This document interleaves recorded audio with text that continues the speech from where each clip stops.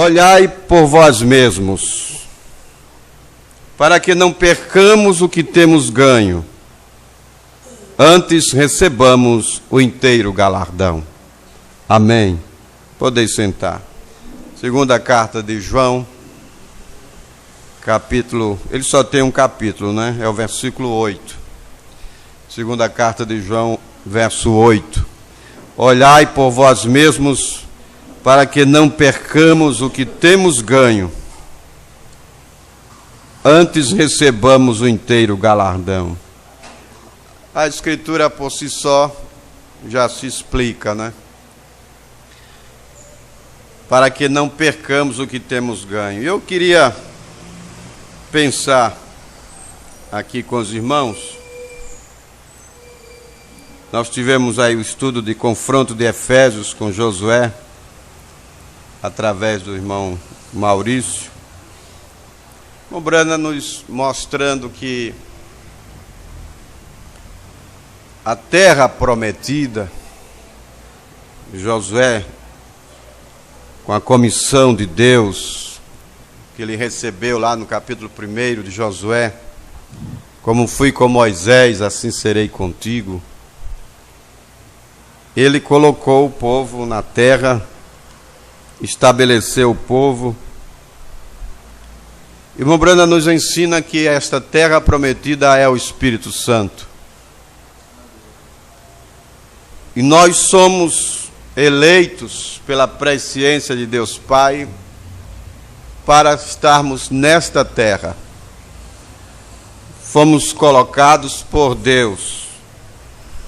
Nós agora estamos dentro da terra. Nós somos daqueles que entram. Fomos eleitos para entrar. Nós não somos os fronteiriços que experimentaram das uvas, das benesses da terra, das bênçãos da terra,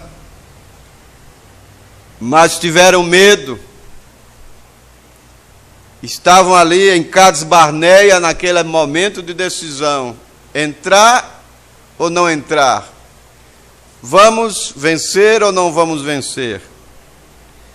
Mas os eleitos entraram. E nós somos esses eleitos destes dias, conhecidos por Deus desde antes da fundação do mundo, para entrar nesta terra. E agora, dentro dela, Deus pode nos falar de coisas espirituais, de coisas mais profundas. Isso que é o livro de Efésios. Paulo tratou de coisas profundas no livro de Efésios. Na carta aos Coríntios, ele teve que falar de rudimentos, teve que falar de ordem no culto. Mas aqui aos Efésios ele falou de coisas profundas, falou de lugares celestiais, falou de viver em uma atmosfera celestial, falou de predestinação, de eleição, de coisas profundas, que ele nos elegeu desde antes da fundação do mundo para sermos irrepreensíveis, santos. Nos predestinou para filhos de adoção por Jesus Cristo. Estamos nesta terra, estamos do lado de dentro. Agora, o profeta pregou a mensagem: como poderei vencer? Mas o meu tema, baseado nessa escritura, olhai por vós mesmos para que não percamos o que temos ganho, o meu tema hoje é: como poderei perder? Como poderei perder? O profeta pregou como poderei vencer. E aí vamos pregar como poderei perder. Já estamos dentro. Você crê que está dentro? Amém. Se não está, entre logo. Porque a porta vai fechar. A porta da graça. A graça é forte. A graça é forte, a graça não é fraca, a graça é forte. Na dispensação da graça, a lei foi magnificada. Então, é hora de nós entrarmos e não perdermos o que temos ganho. Como poderei perder? Você sabia que a Bíblia disse que há tempo de perder? Está lá escrito em Eclesiastes capítulo 3, versículo 6. Você pode ver aí na sua Bíblia. Há tempo de perder. A questão é saber como perder. Primeiro é evitar perder. Mas saber perder quando tem que perder. Como poderei perder? Falar de derrota quando nos é prometido vitória. A Bíblia disse que nós somos mais do que vencedores. Romanos 8, verso 37. Parágrafo 100 da mensagem, como fui com Moisés, assim serei contigo. O irmão Brano está dizendo ali. Nós somos destinados a ganhar. Só temos que ganhar. Como falar então de derrota? Como poderei perder aquilo que eu ganhei? Como se perde aquilo que se ganha? Existem vários motivos. Dentre os tais, o primeiro é o pecado. O profeta, nesta mensagem, confronto de Efésios com Josué, ele está nos mostrando, no parágrafo 53, ele diz assim: e agora, depois que você está dentro, isto não significa que você está realmente livre da guerra. Você continua a ter que lutar por cada centímetro de chão onde você está. Então veja, Canaã não representava o grande céu, porque era guerra e problemas e mortes e lutas e demais coisas. Porém, isso realmente representava isto, para que isto possa ocorrer perfeitamente. Canaã é a era do vencedor. É tipo do batismo do Espírito Santo. Temos que tirar Satanás da nossa frente. E é aí onde a igreja está caindo hoje. Parágrafo 54. É aí onde a igreja está caindo hoje naquela marcha. Você sabe que mesmo seu próprio comportamento pode impedir a alguém de ser curado? A sua falta de comportamento, os pecados não confessados de vocês, crentes, como poderei perder? É deixar o pecado tomar lugar. A sua falta de comportamento, os pecados não confessados de vocês, crentes, podem fazer com que esta igreja caia amargamente. E no dia do julgamento você será responsável por cada pedacinho disto. Agora, você diz: espere um momento, irmão Brana. Bem, isto é a verdade, pense nisto.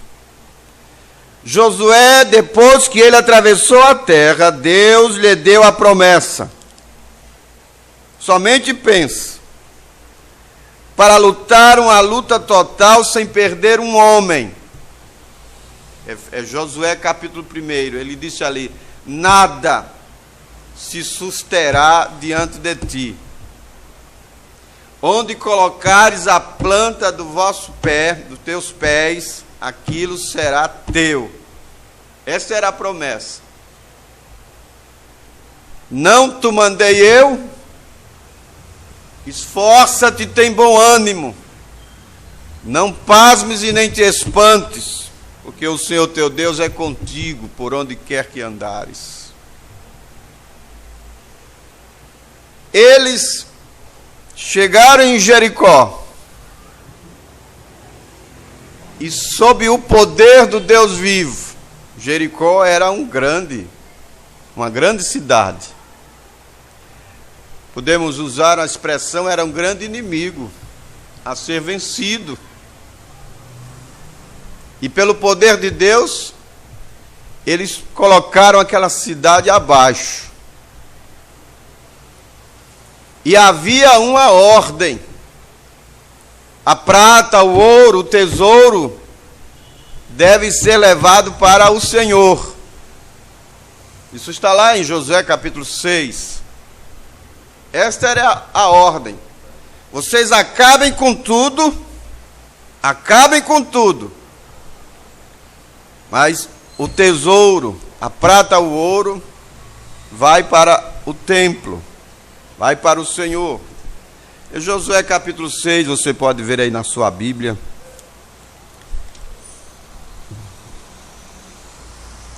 Porém a cidade será anátema ao Senhor. Ele, tudo quanto houver nela, somente a prostituta Raabe viverá. Ela e todos os que com ela estiverem em casa, porquanto escondeu os mensageiros que enviamos. Tão somente guardai-vos do anátema, para que não vos metais em anátema, tomando dela, e assim façais maldito o arraial de Israel e o turbeis. É o verso 18 que eu estou lendo de Josué 6. Porém toda a prata e o ouro e os vasos de metal e de ferro são consagrados ao Senhor, irão ao tesouro do Senhor. Verso 19. Esta era a ordem. E eles derrotaram aquele inimigo poderoso. Mas quando chegaram diante de um inimigo pequeno, você for para o capítulo 7 de Josué, diante de um inimigo pequeno, eles caíram. Eles não quiseram, eles subestimaram. Não precisa de muito guerreiro, não. Vamos levar uns 3.000 só. O povo é pouco, esse inimigo é pequeno. Esse inimigo, essa coisinha não incomoda, não tem importância. É assim que vamos perdendo. Não tem importância. Isso é extremismo, é legalismo. Dá para passar pelo filtro. Dá para passar pelo filtro do homem que pensa. É uma coisinha pequena. Só que eles tombaram. A Bíblia disse ali em Josué 7 que cerca de 36 homens de Israel, cerca de 36 homens de Israel foram feridos, tombaram na batalha. E o líder Josué se desesperou. O que é que está acontecendo? O que é que está errado? Por que esta perda? Por que esta derrota? E ele começou a investigar. Rasgou os seus vestidos, entrou em desespero mesmo. Porque Josué era um crente. É tipo do Espírito Santo. Ele era um crente. Um guerreiro na batalha. Ele tinha uma promessa. Ele estava certo de Deus. A promessa era de vitória todo o tempo. Nada se susterá diante de ti. Esta era a promessa. E agora esta derrota. E ele em tempo, prestem atenção, em tempo, ele começou a investigar. O que é que está errado? Qual é o problema? Por que esta derrota? Deus mesmo mostrou para ele. Por que você está assim? Levanta. É só você ler a Bíblia em Josué 7. Tem pecado no arraial de Israel. É por isso que você perdeu. O pecado traz derrota. Coisinhas que nós subestimamos. Como poderei perder? Alimente coisinhas. Subestime o inimigo. Pense que você já é dom a alguém, que você já é maduro demais e vá de peito aberto. Josué, depois que ele atravessou a terra, Deus lhe deu a promessa: somente pense para lutar uma luta total sem perder um homem, sem ter nem mesmo um arranhão, sem ter nem mesmo uma enfermeira ou um primeiro socorro ou uma atadura. Parágrafo 55, confronto de Efésios com Josué. Deus disse: a terra é tua, vai e lute. Pense em ter uma luta e sem ter nenhuma cruz vermelha por ali, nem ninguém ficar ferido. Esta era a promessa. E eles mataram os amalequitas e os heteus, mas lá não havia nenhum ferido no meio de nenhum deles, até que o pecado chegou no arraial. E pecado não é só adultério não, viu? Pecado social. Sabe? Falar da vida dos outros é pecado. Murmurar é pecado. As coisinhas que nós não valorizamos, subestimamos, não passa no filtro do homem que pensa. Não passa. E quando Acã tomou aquela vestimenta babilônica e aquela cunha de ouro e a escondeu em seu arraial, então no dia seguinte eles perderam. Irmã Brenda disse aqui 16 homens, mas foram 36 pela Bíblia. Josué disse: parem, esperem um momento, há algo errado aqui. Nós vamos ter 7 dias de jejum. Deus nos fez uma promessa. Lá nada será ferido. Já estamos dentro. A promessa é nossa. Nossos inimigos prostrarão aos nossos pés. E há algo errado aqui.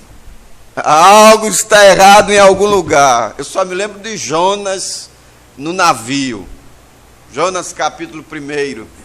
Jonas no navio. O navio estava fluindo pelas águas. Tudo normal. Daqui a pouco começou a tempestade. O navio indo a pique. A coisa foi ficando feia. E aí eles começaram a investigar. O que é que está acontecendo? E eles começaram a jogar coisa fora. Isso é uma coisa boa. Primeiro investigar. Por que isso me sobreveio? Porque estou nesta derrota quando a promessa é de vitória. Eles começaram a investigar. Porque a coisa mudou de repente. Os ventos estavam a favor e agora os ventos estão contrários. O que é que aconteceu? Eles começaram a investigar. E começaram a botar para fora. Botar para fora, jogar fora. Se confessarmos os nossos pecados, Ele é fiel e justo para nos perdoar os pecados e nos purificar de toda a injustiça. E começaram a botar para fora e foram afundando, aprofundando, porque a coisa está mais embaixo, o problema está mais embaixo. Talvez seja questão de semente.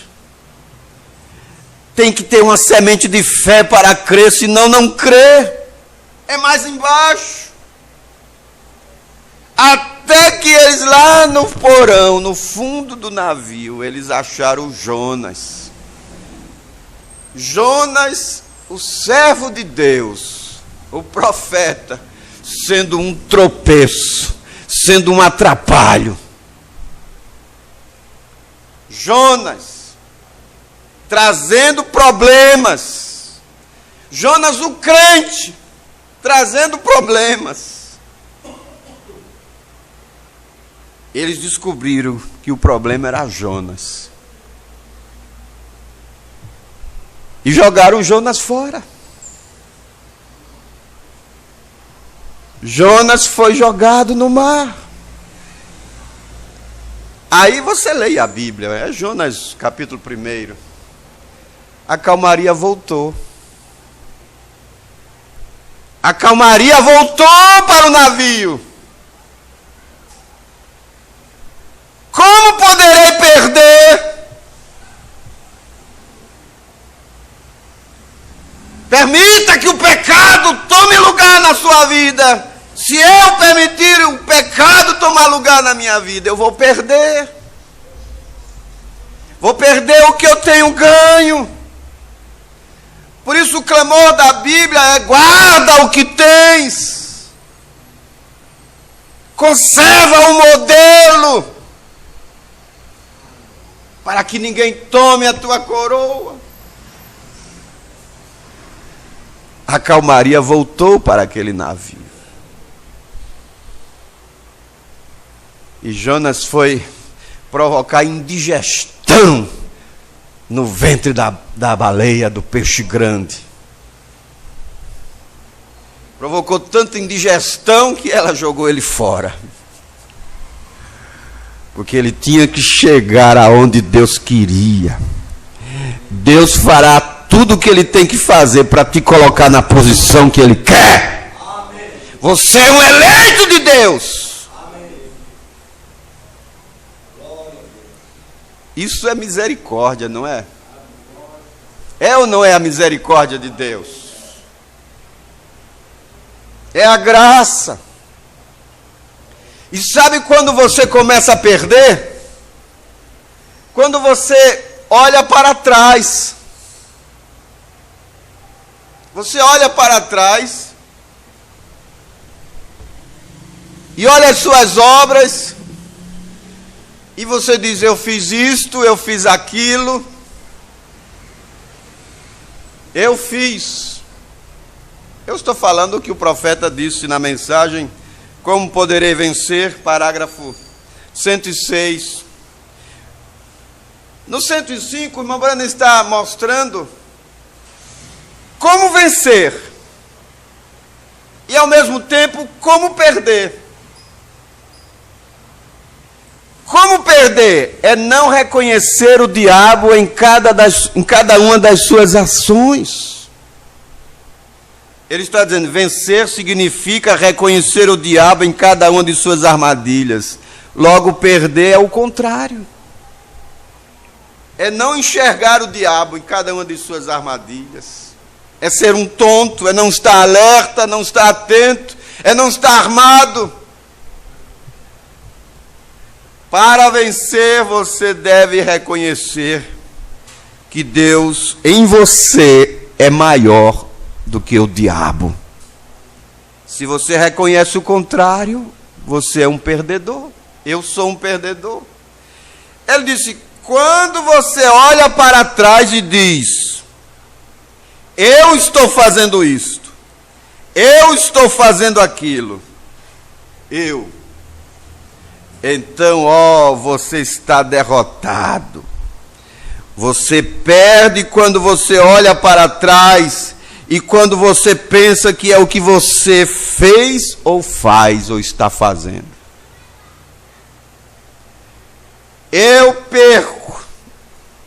Eu sou um perdedor quando eu penso que eu sou grande na minha visão. O profeta disse na mensagem A Revelação dos 7 Selos, Deus escondido em simplicidade, que o homem que é grande, ele se humilha. O homem que é grande, ele se humilha. Lá no parágrafo 433, 434. 433. O homem que é grande é o homem que se humilha. Isto que é grandeza. Por isso o profeta disse que a grandeza se humilha. Ele falando de Jesus, que foi o maior homem que pisou nesta terra. E ele traz Filipenses 2, verso 5, verso 6 em diante. Que ele não teve por usurpação ser igual a Deus, mas ele se humilhou. Ele se humilhou, ele desceu do seu trono de graça, de glória, e se tornou um como eu e como você, com um propósito. Ele se tornou um como eu e você, para que eu e você nos tornássemos como Ele. Isto que é ser cristão, é ser como Cristo. Você crê nisto? Como poderei perder? Porque morreram eles, esses homens inocentes? Parágrafo 57, confronto de Josué com Efésios, ou Efésios com Josué. Por que aqueles homens inocentes morreram ali em Josué 7?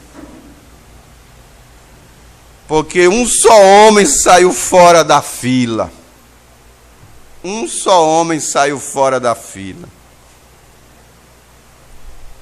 Vê você a razão pela qual isto precisa ser ensinado? A igreja em fila, em linha com a palavra de Deus, em linha com Deus e em linha um com o outro, andando perfeitamente correto, soberanamente diante de todo homem, temendo a Deus, porque um homem havia roubado uma vestimenta e fez algo que ele não deveria ter feito. A vida de 36 homens foi tirada. Penso que eram, o profeta diz, penso que eram 16, talvez mais, mas eram 36. Josué chamou de algo errado. Deus fez a promessa e algo está errado. Quando trazemos os enfermos diante de nós, e acontece deles não serem curados, nós precisamos ter um jejum solene e nos ajuntar. Isso nos dá desespero. Há algo errado em algum lugar. Deus fez a promessa. Deus tem que estar agarrado naquela promessa. Ele o fará. E ele fez um jejum e eles descobriram, eles deitaram sorte e Acã confessou isto. E eles mataram a família de Acã e tudo e queimaram os seus restos mortais e deixaram lá como um memorial. E Josué seguiu em frente com a batalha, tomando tudo, sem nenhuma cicatriz ou ferida. Aí está você, depois que tirou o mal, depois que lançou fora, depois que identificou onde estava o problema. Problemas não têm que ser jogados debaixo do tapete. Problemas existem para se resolver, para nós encararmos realmente, eu e você, e resolvermos. Nesta terra prometida, tudo nos pertence na terra prometida. Vê isto? Tudo na terra prometida nos pertence. Quando Israel atravessou este Jordão para a terra prometida, lutou com tudo. Manifestação dos filhos de Deus, parágrafo 32. Agora, recordem, nesta terra prometida, isso não significa que você está imune de enfermidades, não significa que você está imune de problemas, mas realmente está soletrado. Deixe isso ir lá no fundo, diz que é sua Simplesmente levante e tome-a, veem? E recordem, a única maneira através da qual Israel alguma vez perdeu um homem foi quando o pecado entrou no arraial. Esta é a única maneira que poderíamos alguma vez perder uma vitória, é pelo pecado ter entrado no arraial, algo errado em algum lugar. Quando Acã roubou aquela cunha e aquela roupa babilônica, e o pecado estava no arraial e não deu certo a batalha. Não deu certo a batalha. Havia uma ordem. E ordem existe para se cumprir.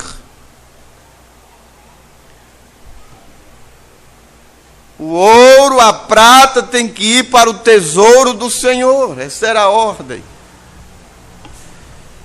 Vocês me deem esta igreja sem mancha nesta noite. Este grupo de pessoas, perfeitamente na promessa de Deus, com o Espírito Santo andando no Espírito.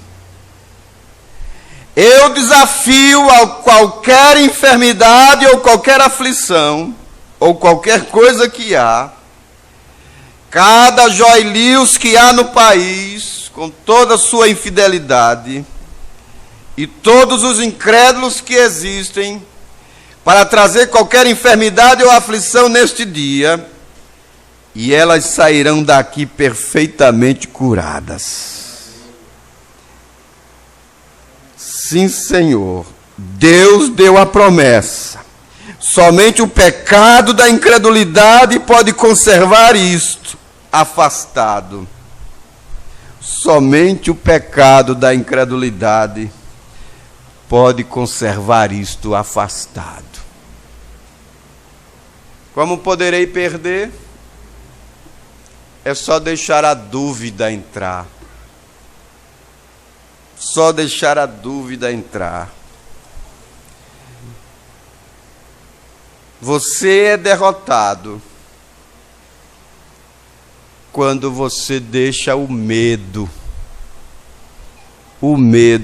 tomar lugar. E o medo faz eu e você perdermos a esperança. O medo. Você lembra de Uzias, não lembra? Nós já falamos de Uzias aqui. Segundo as Crônicas, capítulo 26. Uzias, ele foi um moço próspero.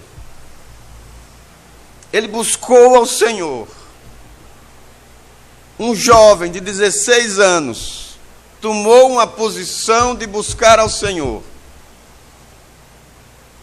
E a prosperidade tomou lugar. Ele ficou forte. Ele se fortificou. É segundo as Crônicas 26. Tem a história de Uzias. Mas a preocupação que eu e você temos que ter é com o bichinho do lado de dentro.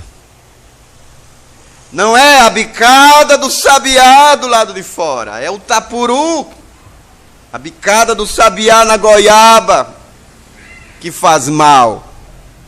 É o tapuru, é o bichinho lá dentro que apodrece a fruta. Ele se preocupou em se fortificar do lado de fora. Ele foi maravilhosamente abençoado, diz a Bíblia. Maravilhosamente fortificado. Mas sofreu uma derrota. O maior inimigo estava dentro dele. Cuide de você mesmo. Olhai por vós. Não é o que nós lemos? Cuide de você mesmo aí dentro. O maior inimigo de Uzias estava dentro dele. Todo fortalecido pelo lado lado de fora, exército poderoso. Ele equipou o seu exército, deu as ferramentas, as armas que o exército precisava. Mas esqueceu de se fortificar do lado de dentro. A Bíblia disse que ele se exaltou. Como poderei perder se eu for altivo? Se Deus começar a me usar e eu achar que eu sou a maior pessoa, a maior personalidade, e começar a achar que eu posso fazer qualquer coisa, foi o que Uzias fez. Ele, o rei, todo poderoso, todo suficiente, ele se exaltou e ele passou a pensar que podia ser um pregador, que ele podia tomar parte no ofício sacerdotal. Ele não estava feliz com o que ele tinha e agora ele foi ao templo e ele começou a queimar incenso. Isso não era uma obra para ele. Isto é o homem que chega numa posição que acha que pode fazer o que ele pensa que, ou o que ele quer fazer. E o pior ainda é que ele se tornou insubmisso, não aceitou a correção. Os sacerdotes disseram para ele: você não pode fazer isto. Esta não é a tua posição, Uzias. O profeta nos ensinou na mensagem a influência de um homem sobre o outro. E ele está falando de Uzias ali, de Isaías. Ele disse: não tome o lugar do outro. Fique na posição que Deus te chamou. Não queira ser o que você não é. Seja o que Deus quer que você seja. Fique na posição que Deus te colocar. E ele se exaltou, e ele foi altivo, e aí foi a derrota. Como poderei perder se eu me exaltar? Se eu achar que sou um dom alguém? É aí mesmo quando eu começo a perder. E ele foi insubmisso, não aceitou a correção. A Bíblia diz que ele se indignou, ele ficou irado com o sacerdote. E quando ele ficou indignado com o sacerdote, a Bíblia diz que ele ficou leproso. E lepra é tipo de pecado. E morreu leproso. Um homem que começou bem. Começou buscando ao Senhor, começou valente. Olhai por vós mesmos, para que não percamos o que temos ganho. Olhai por vós mesmos, para que não percamos o que temos ganho. Ele perdeu. Perdeu. Começou valente, começou buscando a Deus. Deus foi abençoando, prosperando. E se exaltou e caiu. Perdeu. Como poderei perder se eu deixar um espírito altivo tomar lugar? Se eu me exaltar, eu vou perder. Mas se eu me mantiver humilde e simples, na presença de Deus, e reconhecendo que sem Deus eu não posso nada, mas em Deus eu posso todas as coisas. Então esse Deus que me trouxe até ali, me levará, me trouxe até aqui, me levará até ali. É assim. é começar e terminar o que começa. Isto é o vencedor. Como poderei perder se eu deixar o medo tomar lugar? Medo de fazer as coisas. Uma coisa é você ser prudente, ter prudência, pensar para fazer as coisas, analisar, investigar, diagnosticar, planejar. Jesus nos ensinou uma lição de planejamento. Leia Lucas capítulo 14, versículo 28. Jesus nos ensinou a planejar as coisas, a não fazer as coisas de qualquer jeito. Qual é o homem que, pensando em edificar uma casa, uma torre, não se assenta primeiro? É o que está escrito lá em Lucas 14, 28. Não se assenta primeiro a fazer a continha e ver se dá para gastar este dinheiro, se não vai ficar no pendura, se não vai ficar embaraçado. Planejamento. Jesus nos deu esta lição lá, Lucas 14. Leia meditando naquela escritura. Tem lição para a vida prática. Jesus está nos ensinando ali, ó, não entra numa guerra sem poder entrar. Ele está ensinando ali também. Não entra numa batalha que não é tua. Ou não entra numa batalha sem você ter a certeza que pode vencer. Para não dar com os burros na água. Jesus está ensinando ali. Lucas 14. Você é derrotado quando perde a esperança, a certeza, a convicção.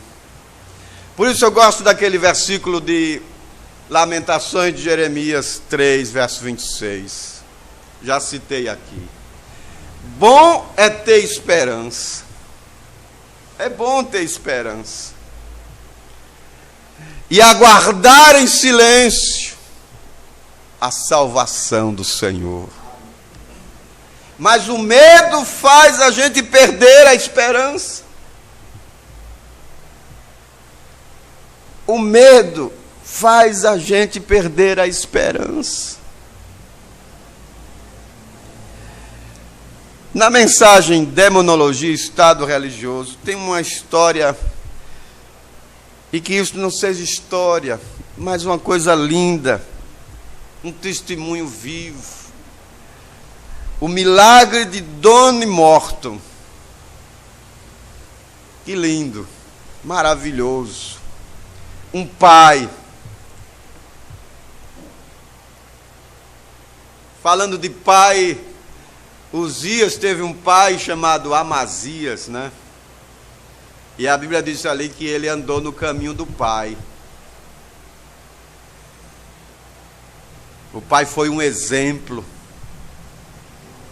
Está lá no início do capítulo 26 de 2 Crônicas. E aqui nessa mensagem, Estado Religioso, parágrafo 151, o irmão Brando está trazendo o testemunho de um pai cujo filho tinha uma enfermidade terrível. Ele tinha um problema cerebral. E os médicos já haviam desenganado, né? Não tem jeito. Ele atrofiava as mãos, os dedos das mãos, os pés. Era um problema no cérebro. Ele foi na clínica chamada Mayos, no John Hopkins. Era uma séria enfermidade no cérebro. E os médicos diziam, não há nem mesmo uma operação ou nada que possa ser feito. Isso já traz um medo, não traz? Um pai ouvir isto. Não tem jeito. O medo certamente toma lugar. E lembre-se, o medo é o bichinho lá dentro. É o inimigozinho lá dentro, o medo. Está lá nos sentidos. é emocional. Está lá nos sentidos do espírito. E chega na alma a dúvida. O medo vai gerar dúvida. Vai fazer perder a esperança. A notícia foi: não tem mais jeito. Não tem mais jeito. Aí entra o agente moral, que é aquele que vai tomar a decisão, crer ou duvidar. É o agente moral, vai tomar a decisão. Eu creio ou eu vou duvidar? Vou aceitar esta situação. Sabe qual foi a postura deste pai? Ele disse: eu ainda não estou derrotado. Eu não estou derrotado ainda. Esta é a postura. Como poderei perder se eu deixar e alimentar o medo? Se eu deixar a dúvida entrar? É aí mesmo quando eu vou perder. Mas ele disse: eu não estou derrotado ainda. Esta família era do Canadá. Era do Canadá. Ele disse: eu não estou derrotado ainda, porque eu conheço um. Você conhece ele? Eu conheço um curador de fé. Eu não estou derrotado ainda, porque eu sei em quem tenho crido. Eu conheço um curador de fé chamado William Branham, que fez com que 2 de meus amigos, que eram surdos mudos, ouvissem e falassem. Eu não estou derrotado ainda, porque eu conheço um que pode mudar o quadro. Isso vai fazendo com que a dúvida vá ficando do lado de fora. Isso vai fazendo com que o medo fique fora, sob um controle. E aí, ele ficou sabendo que o irmão Branham estaria na Califórnia. Irmãos, a Califórnia é do lado oeste, né? É do Pacífico. E essa família é do Canadá. Vê a distância, né? A Califórnia, cá, São Francisco, ali, é do oeste, né? Sudeste ali dos Estados Unidos. E a família lá do Canadá. O pai, a mãe, ele com o filho nos braços, aquela condição terrível. Não tinham dinheiro para ir de avião até lá. A mãe teve que voltar, porque não davam conta de pagar o avião. O pai foi de ônibus. É só você ler até o 171. O pai foi de ônibus com o filho. Quando ele chegou lá, tinha 2.700 pessoas para receber oração. E aí os bondosos cristãos, que isso é uma qualidade do cristão, né? Ser bondoso. Quando viram aquela circunstância, abriram o caminho para ele passar na frente. Quando ele chega lá no altar, Billy Paul, filho do profeta, pede o cartão de oração. Ele não tinha cartão de oração. O senhor não tem cartão de oração, então o senhor tem que ir para a fila, vai ter que voltar lá para o final da fila. Imagine isto. O que é que vem na cabeça? Era um homem de carne e osso, como eu e você. Que decepção. Eu pensei em uma coisa e é outra. Vou ter que enfrentar esta fila enorme. E começa o arrazoamento. Começa a razão a entrar em cena. Um sentido do espírito que nós estudamos aqui. Não, ele não fez isso. Ele disse, perdão. Eu não sabia que tinha que ter um cartão de oração. Eu vou voltar então para a fila. O profeta disse que percebeu aquilo. E algo falou lá dentro do seu coração. Chame ele de volta. E ele chamou o pai de volta com aquele filho nos braços. Nós estamos falando de como poderei perder.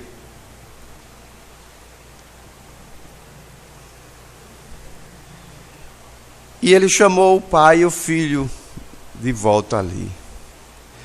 E claro, certamente ele se animou. Mas o irmão Branham não orou por ele. O irmão Branham disse que quando olhou fixamente na criança,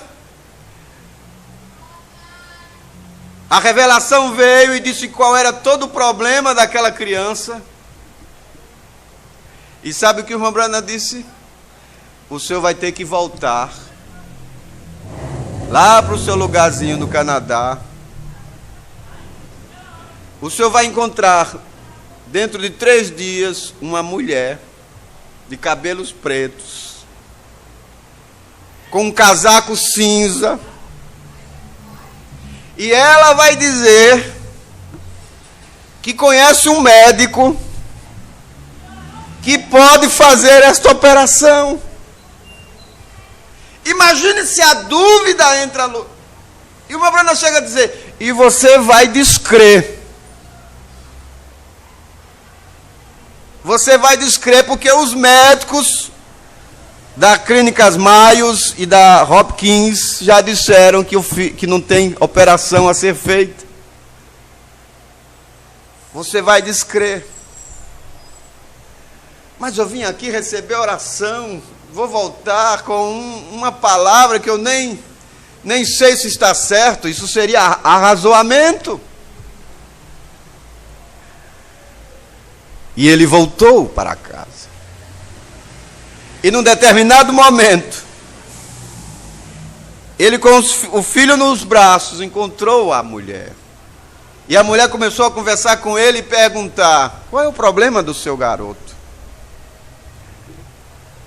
E ele disse, e a mulher disse, eu conheço um médico que pode fazer a operação.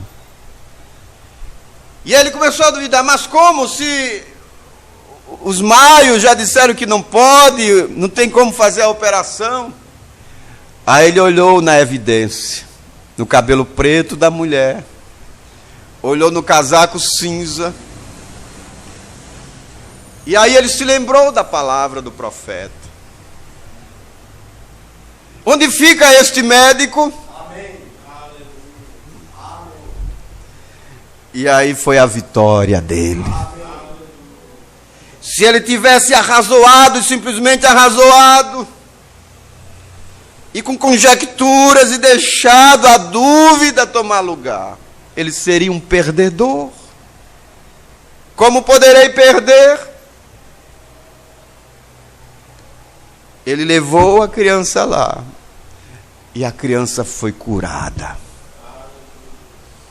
Você é derrotado quando perde a esperança, a certeza, a convicção. Você é derrotado quando você abandona Deus.